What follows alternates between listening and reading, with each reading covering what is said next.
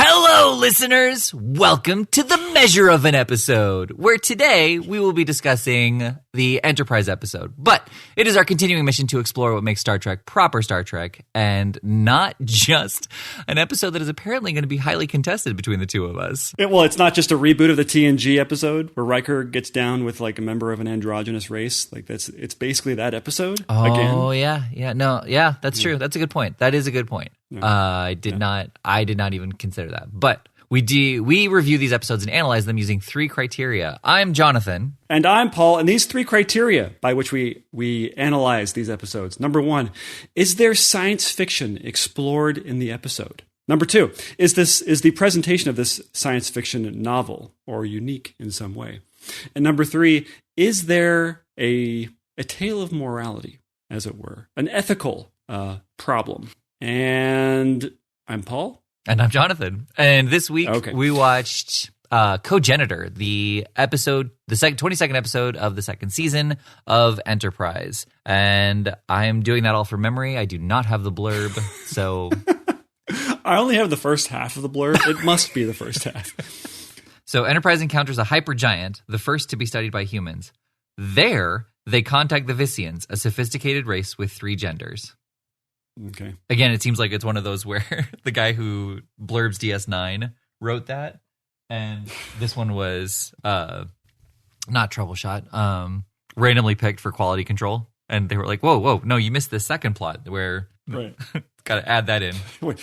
Wait, this doesn't make sense. I think you had an error that I'm sure was only on this one. So fix this one error. I won't bother. It's actually very serendipitous that we caught the one error that you probably made in this whole series. Right. What are the odds? What are the odds that I caught it? I guess 1 out of 176-ish? How many episodes were it? No. That's there's 178 Enterprise or Next Generation episodes. Okay. And there's like 78 of TOS. Yeah, and I think this one is it's just under 100, I believe. Anyway, that has nothing to do with this. Definitely staying in. I'm sure it'll stay in. Yes, this was very reminiscent of that TNG episode. I don't know the name of it, but of course Riker has sex with a sexless race, and immediately starts. Yeah, of course it would be Riker. And Riker immediately starts advocating for some reason. I don't remember what that reason is, but it is sort of the same thing where he feels that there is some bigotry happening. Well, I think, wasn't she, I feel like she was leaning toward a gender. I thought that was the situation. She was leaning toward a gender. And that might have been it, yeah. And they don't like that. Yeah. Race didn't like that. And so they basically brainwashed her, wiped her emotions, despite his fight for her wanting to, like, for her rights, for her what she genuinely wanted. Right. This is, both of these episodes are sort of disguised as human rights lectures, right? Mm-hmm. And so nothing happens in this episode, so let me just give the quick rundown. They encounter this super advanced race. They're super nice and super inviting. They're giving them lots of advice and technology, and everybody loves everybody. There don't seem to be any bad apples in this whole thing. Yeah. And then Trip finds out they have a third gender, and this third gender is subjugated and pushed into the corner, as it were. They even call them its and not he's or she's, which could have been cool in another show. But essentially, Snip gets pissed about this because he thinks that he gets his tail in a worry. Is that a saying? Sure. Gets his tail in a worry. Gets his tail in a worry and starts advocating for it. Although it is a woman, it's played by a woman, and I think it would have been different if it had been a man playing this part. I think that there's something about Trip caring for this it who is a woman. I don't know. That was probably a conscious choice for it to be played by a woman. And this episode absolutely would have had a trans actor at this point. Oh yeah, totally. Yeah. Good call. Yeah. So anyway, Snip gets in trouble because he teaches it to read and write, and eventually, because he opens the eyes of it to all of these wonderful things that it is missing out on, he tries to get, what's it called when you asylum on the Enterprise. Archer says no, we're not going to do that. Too much at stake. actually don't know why he explicitly says no. No, he doesn't explicitly say no. He says, she asked for asylum, and the other culture was like, we don't do that, especially for that rate, for them, for those its. Right. And of course, I mean, that doesn't seem like enough of an explanation. It's like this person is asking for asylum from being put upon by your government, and they say, "Oh, well, we don't do that." It's like, "Oh, okay. Well, then we decline the asylum." It's like usually it doesn't work that way. But again, this is before the prime directive. Like, so the whole idea was like there. Kind of the original point of Enterprise was that they were supposed to be establishing the prime directive. And right. They were writing the rule book as they were exploring. Yeah. Right.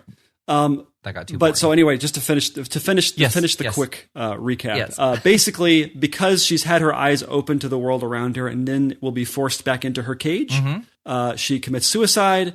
Trip feels terribly responsible. Archer's pissed. End of episode. That's all that happens. Yep. And so now that that's out of the way, we can actually talk about other things in the episode. Because nothing happens. Like up to 30 minutes, I remember looking at it and was like, is something going to happen in this episode? Right. Is there conflict? Right. That's going to present itself? Yeah. Yeah. Right. And so you may think that, this checks all the boxes of our criteria.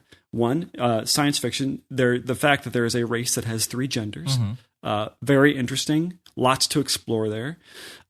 Is it novel? We'll talk about that.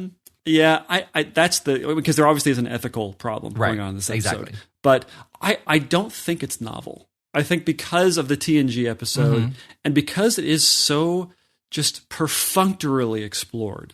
It is just, they spend so much time talking about this person has rights and they're smart and they deserve to do this and that. It's like, that's supposed to be the math that we're doing in the background, not you punching us in the face with it. That shouldn't be what all the dialogue is about. The dialogue, the diegesis, if you will, should be about them exploring the differences between the 2 races, what it means to be that third race, and maybe being a little bit more mysterious about it. And they kind of had a little bit of mystery at the beginning when they kind of had the angsty. I thought it was going to be their angsty kid. I was just playing Xbox. Okay, and it wasn't, strangely.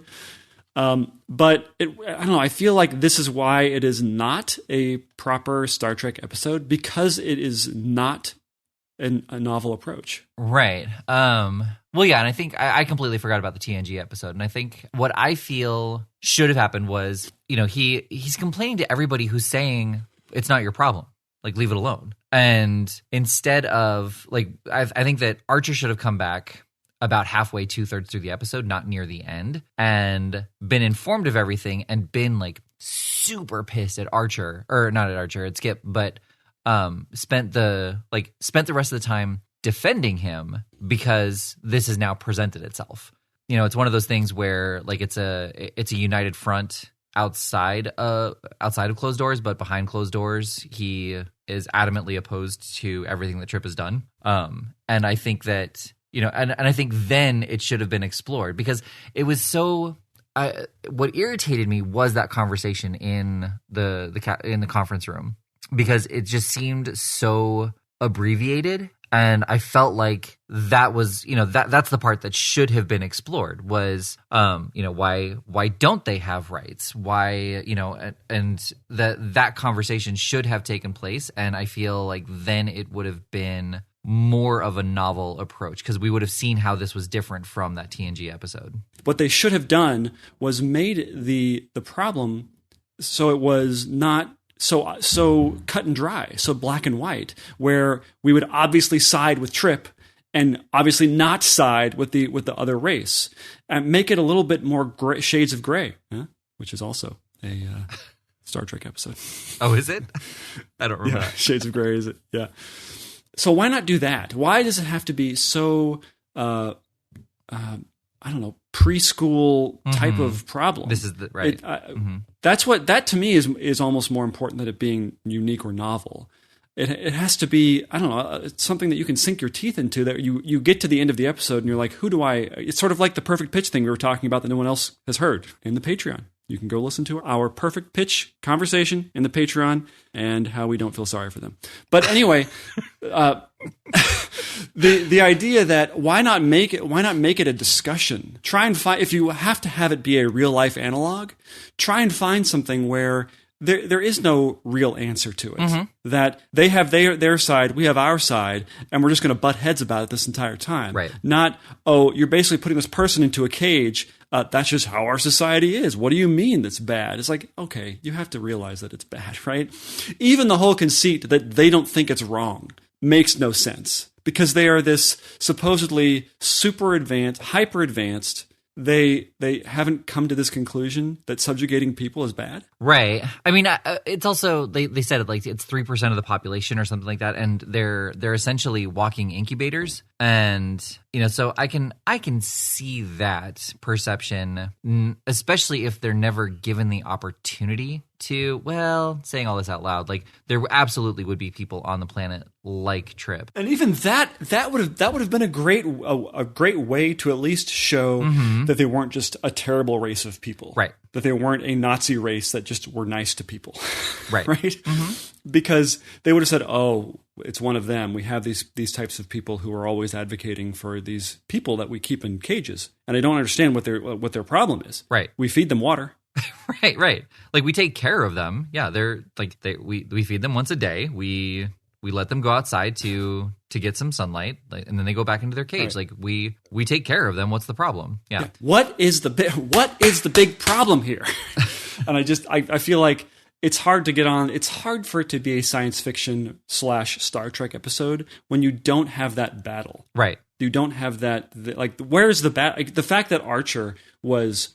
You're ruining this. I can't believe you're letting such just a regular cultural difference. And even Skip says that. He's like, this isn't taking your shoes off outside before you come in. Mm-hmm. That we're talking about a person here. Right. And that actually was probably the best line of the show because it sums up the argument really well. And it just, I don't know, it doesn't go anywhere. Yeah. Yeah, I mean, I felt like the end was a little bit more impactful. I felt like the end was a little bit more impactful than apparently you did because it was just Trip being stubborn and headstrong through the whole thing, and then for there to be like a legitimate consequence. And I felt like Archer's monologue to him was really good too, because he said like if you think that this is what I would have done, then I've done a horrible job at showing you like what it means to take command, which I think is a dishonest. Yeah, is a dishonest monologue. I think that were you to take the character of Archer and plug him in to a different episode where this is happening, he would absolutely advocate for the subjugated person. I disagree with that whole speech. Right. Well, and I did too at first until he started asking all the questions that he did with Trip. Did she ask for any of these things?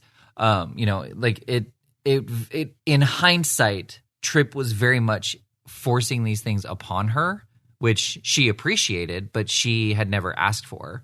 And I think that that's where the episode fell flat, is because this should have happened earlier, so Archer could have seen these things, and then it's essentially not Roe versus Wade, Dred Scott, the Dred Scott case. Do you remember that in Civil War? Me. So a family took their slaves from their slave state to a free state. And then they were done traveling and they went back, and their slave, Dred Scott, was like, no, I'm a free man now. You took me into a free state. And then there was the case about whether or not slaves were individuals or were they property. And it wound up ruling that slaves were property. And so even if they went into a free state, if the family wanted to move back, the slaves had to go with them. My response to, whatever Charles, I guess was her name. Yeah. Its name. If you withhold ice cream from a child until they're 7 years old, and they will never ask for ice cream. Right. In the sense that if you keep the knowledge about ice cream. So does that mean that until somebody asks for something that it is wrong to present it as an option, especially when it comes to somebody's freedom and enlightenment? I feel like just because they did not ask for help does not mean that they don't need it, right? Or don't even know that they need it. She didn't know, or it. I keep on saying it's an it. We'll say it. Didn't even know that she needed help. See. Did you hear what you just did? Yeah, I did. Okay, I can't help myself. Well, it's a female actor playing the role. It's, like Right. we don't have a third congenital, so I don't really know whatever. Right. I mean, it is Z, so it's Zim, I think. Well, the girl didn't know that she didn't need help, right? Or that she needed help. I think that is a valid point, and that's what should have been explored. Like the Visians should have been saying, like, she's happy. She's never asked to read. She's never asked for she's never asked these questions, and Archer and Trip should have said kind of what you just said. Like, she doesn't know, first off, that she can ask, and second off, the benefits to asking. And frankly, the rules of the society were set in a way where it was wrong of her to ask. But you set the rules in opposition to her advocating for herself. Right. As dull as that sounds like it would be, I feel like that's where the A plot and the B plot go hand in hand, and that's what TNG did so well. Like, this is essentially just a philosophical, well, not even a philosophical, like an ethical debate and discussion that the two races should have been having. And while that conversation is interesting for older people, like, the B plot should have been some kind of sci-fi conflict, some problem that they needed to overcome to offset the discussions that are being had. And that way you've got the action while still having the philosophical debate. To go even further with this, so they had these sort of little vignettes where Reed meets the hot lady and they eat cheese. And as they're feeding, like, I actually thought this was where it was going to turn. This is where the conflict was going to come from, because it seems as though the pretty alien lady is seducing Reed, right, by feeding him cheese. And do you remember not too long ago when Reed was super tight-lipped to the Andorians about showing his tactical array to them and all of their tactical situations? But you feed Reed a little bit of cheese, and he's just a little puddle after that. Right. You can do whatever you want. He'll show you whatever you want to like you want to see about the ship. Yep. No problemo. Instead of doing that, why don't you go to Dr. Phlox? And I know you don't like Dr. Phlox, but it could have been very interesting to have a little bit of an exploration of not just with the cogenitals, but the how they're different. Give them some sort of strange difference, like they hibernate, or they have 3 feet, or something that's interesting medically that you can give Dr. Phlox to sink his teeth into, instead of just counseling and shaming Trip for being bigoted. Right, but to what end? Like, how you just wanted to give him a scene? Or, just give them something. As long as we're doing vignettes of where Reed is eating cheese and Archer I see. gets to drive a go-kart. And you know what I mean? Yeah. Instead of those things, let there be a little bit more science fiction-y stuff in the science fiction show. Right. I wonder if that's kind of why Mayweather and Hoshi feel so two-dimensional, is because they were so underutilized through the series. Right, they were marginalized in a sense. And I mean, Hoshi has one line in it. Well, and again, being a brand new species and being the second season, there should have been more of a language barrier. Yeah, that would have been interesting. Yeah. Our computer can't decipher their language. It's too advanced. How do we do this? And you have, dedicate 5 minutes of them learning how to speak, because they're supposed to be super smart. Have them learn how to speak English. That could have been an amazing scene where, you have whatever they're called, the Visians on one side of the room, the humans on another. They hear them talking to each other, and they're able to pick out little words. And by the end of the scene, they're speaking basic English. And that's to highlight how intelligent they are. Yeah. But I mean, it could also have been set up that kind of like Jalad, Darmok and Jalad. Yep. That not that they were speaking in analogies, but that there was a language barrier preventing the humans from fully understanding what was happening with their 3 genders. And so, that would have been cool. It could have been that.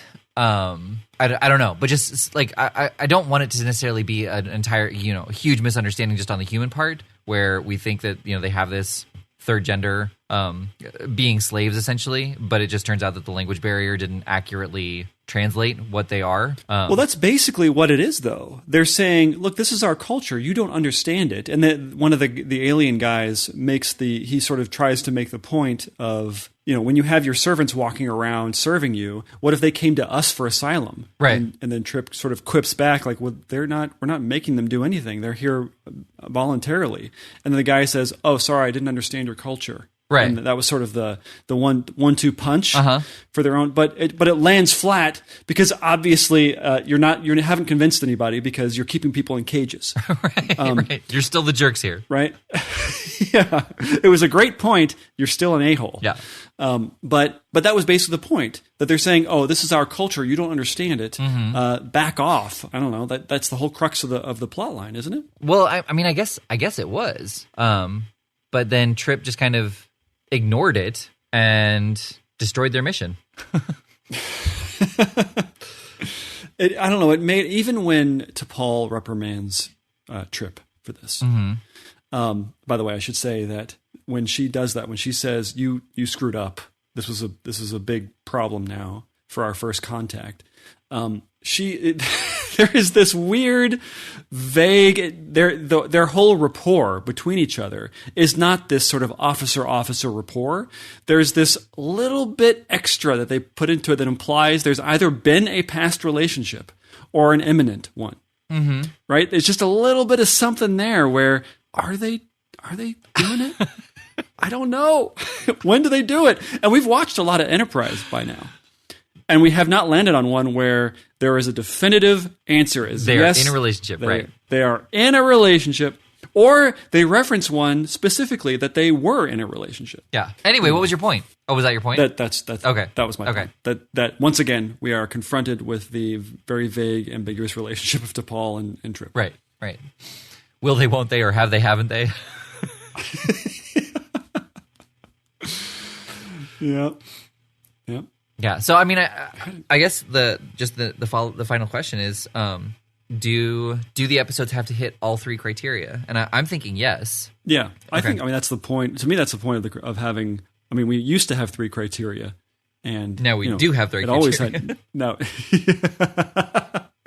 Yeah, so I think it has to hit all three. Okay, might as well be stingy about this. I feel like we always run into this with Star Trek. Like I don't think we've run into any bad episodes. We've run into episodes that had like a great nugget and it was just presented in a terrible way. They have a good what's the word? A good premise where you have a seemingly perfect society, totally enlightened, technologically advanced, what we want to be. These are these people who we want to be these people however long it takes us to get there, but these are our models.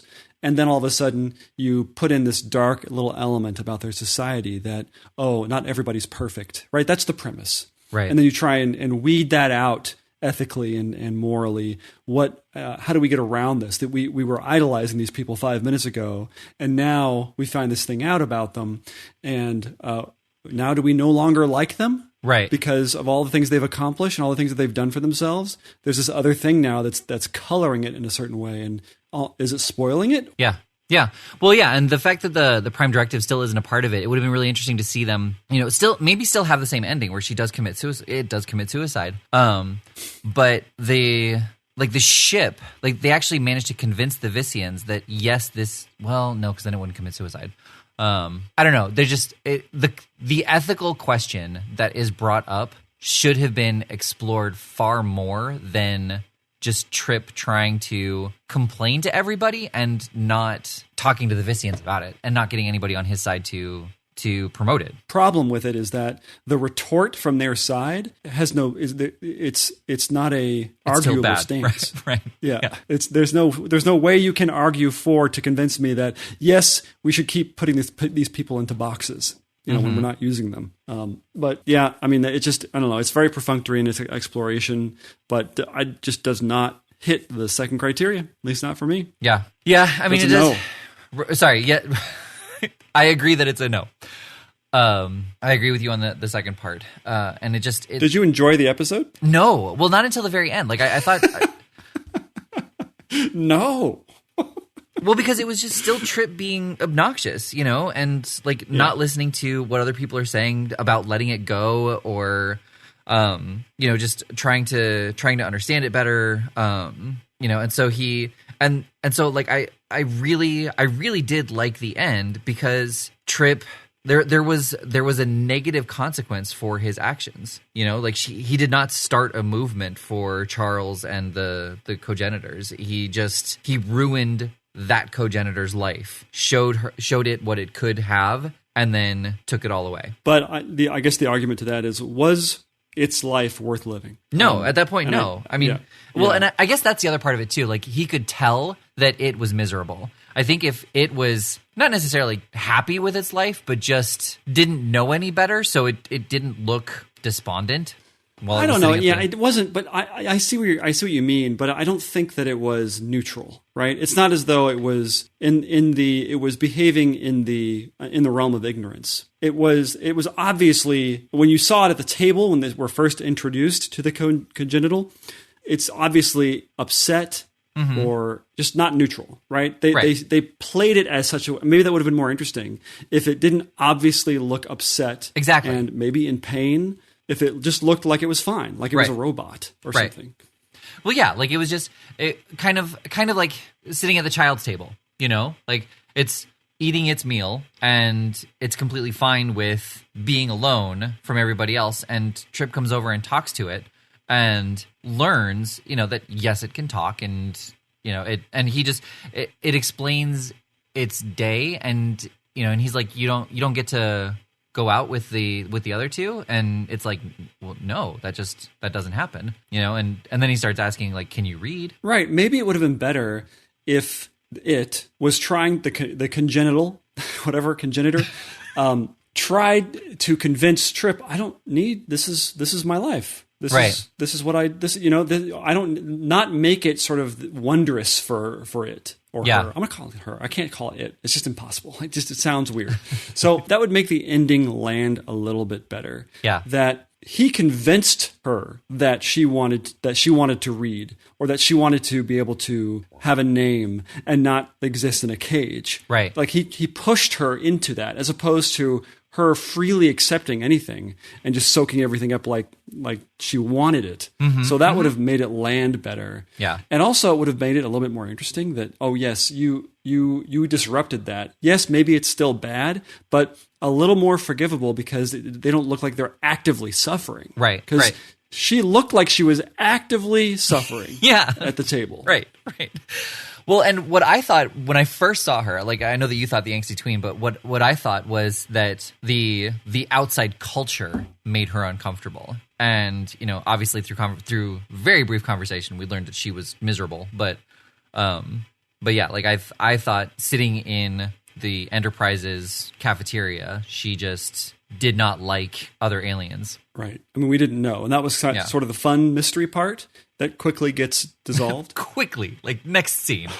And that was another thing too, just about this episode on the production side of things. Like, I felt every scene just moved at a breakneck pace. Each scene felt like it was not 2 minutes long. And they did intercut. There was a lot of times where they were intercutting between Archer and Trip and Reed and all these different things. And I actually liked the pacing of that. I liked that they weren't all self-contained. Right. That they went back and forth. That was kind of fun. And maybe they did that later because they felt like this is a boring episode if we just hang on to these little vignettes of character things. Well, yeah. And that was like, it was just a whole lot of nothing. Yeah. So anyway, I mean, this is a very long way of saying that it just was not a good episode overall. Like the premise was great, and this could have been such a powerful, controversial, possibly episode. But it was very safe. It was a very safe approach to something like this. Yeah. Unfortunately. Yeah. Oh, well, I'm done. I'm done with this. Right. Let's move on. Please, let's see what we're watching next. Star Trek: The Next Generation, episode 108, The Battle. 108? Oh my gosh. I know. Have we done an episode 1? Or episode 1? Have we done a season 1 Next Gen? I don't think we have. Yeah, I don't think so either. I didn't realize I was in season 5, and so I just looked at episode. Like I was scrolling through the episodes, and episode 2 was Darmok. And I was like, really? The second episode of the series was Darmok? Unfortunately not. After waiting for a response to their hails for 3 days, Captain Picard finds that the Ferengi have discovered the Stargazer, his old ship. I think I know this episode. Also strange to see the Ferengi so early in TNG. I thought that they were much later. Right. But, it looks like Picard is either on the set. Well, he's on the set of the Stargazer, but on the bridge of the Stargazer, or if he's in the command, sort of the other bridge when they separate, when the Enterprise separates. Oh yeah. I don't know which one it is. The command bridge. That's what it is. Right. Yeah. Well, I'm excited. A TNG episode. I like TNG. Well, yeah, and season 1. It'll be good to to suffer through that too. Right. Well, let's go watch it. All right.